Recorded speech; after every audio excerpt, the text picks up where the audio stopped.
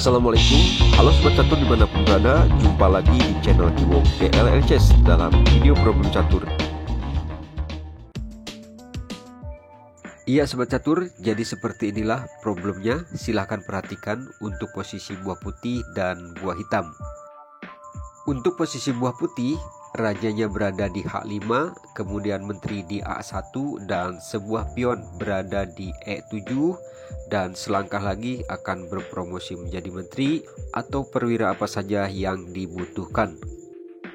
Sementara untuk posisi buah hitam, rajanya berada di H7, kemudian benteng di G7, lalu sebuah perwira berada di H8 yaitu kuda, dan di sini sedikit terhalang ya oleh raja hitam.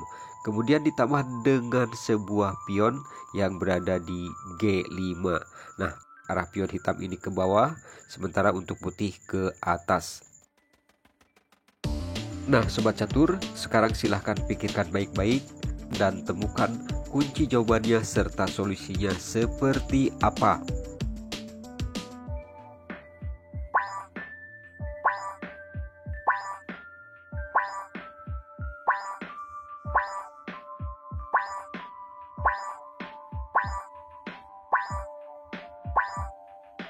Oke, waktunya sudah selesai dan mudah-mudahan Anda bisa cepat menemukan kunci jawabannya.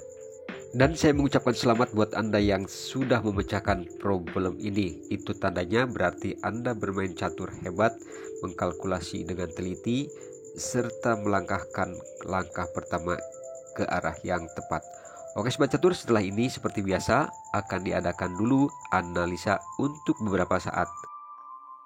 Dan mudah-mudahan analisa ini menjadi tanda-tanda atau gambaran agar Anda bisa memecahkannya tanpa melihat kunci jawaban di akhir video. Oke, untuk analisa yang pertama tentunya pasti banyak orang yang menjalankan pion E7 langsung berpromosi menjadi menteri. Tapi coba kita lihat. Langkah terbaik buat hitam tentunya akan menaikkan benteng ke G8 supaya jangan memakan kuda. Apabila putih di langkah kedua mencobanya sekak oleh menteri A1 ke A7, ini bisa ditutup oleh kuda atau benteng. Di sini tidak tercapai ya target 3 langkah mat, karena walaupun menteri memakan kuda, raja masih bisa naik ke H8. Oke, putih gagal. Baik, kita coba lagi dengan pion E7 berpromosi ke E8 menjadi menteri. Dan bila dilakukan dengan cara seperti ini pun putih masih gagal. Di langkah kedua, jika disekak ke B7 pun raja hitam masih bisa naik lagi. Kita kembali lagi. Oke, sekarang kita coba dengan analisa berikutnya, yaitu analisa yang ketiga. Bagaimana kalau pion E7 ini berpromosi menjadi knight atau kuda? Untuk langkah hitam tentunya benteng bisa bergeser ke F7 ataupun misalnya ke G8 lagi. Apabila menteri di langkah kedua sekak ke A7, ini masih bisa ditutup ya oleh kuda. Apabila kudanya dimakan dan sekak, raja masih bisa bersembunyi naik ke H8. Putih sudah 3 langkah namun raja belum sekak mat, dan ini berarti gagal. Baik, kita kembali lagi. Oke, sekarang kita lanjut ke analisa berikutnya, yaitu analisa yang keempat, dan ini sangat menarik. Bagaimana sekarang di langkah pertama jika putih melakukan sekak terlebih dahulu ke B1 oleh menteri. Untuk mengantisipasi ini tentunya langkah terbaik buat hitam adalah mencobanya dengan kuda menutup ya ke G6.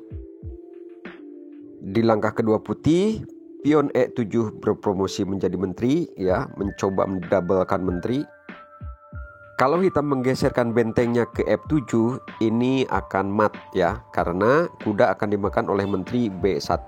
Nah, tentunya langkah terbaik bisa benteng ke arah G8 ataupun misalnya yang terbaik pion maju 1 langkah, dan ini tidak mat.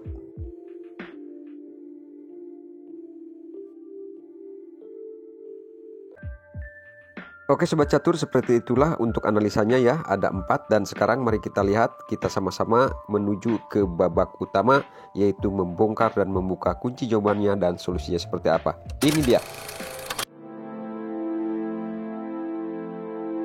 Ya sobat catur, jika Anda menyebutkan kunci jawabannya adalah atau kuncinya adalah pion, itu adalah benar. Dan promosinya jadi apa?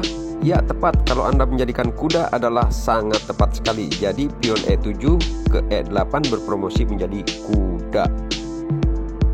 Dan kuda ini langsung mengancam benteng. Begitu juga menterinya ya, mengancam benteng juga.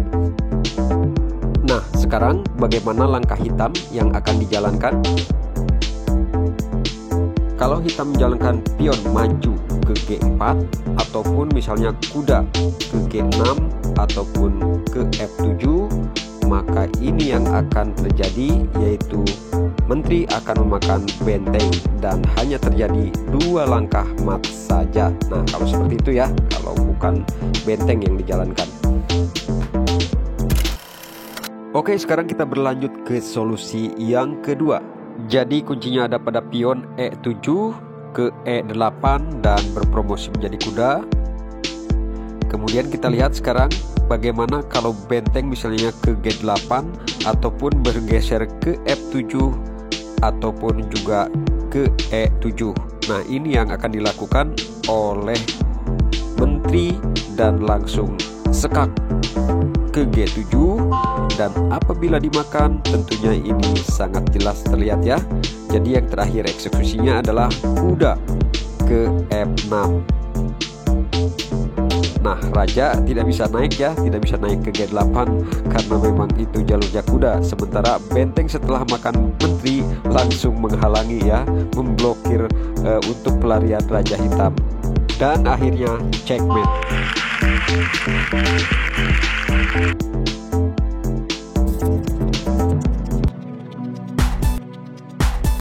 Oke sobat catur, terima kasih atas waktunya. See you next video and thank you for watching.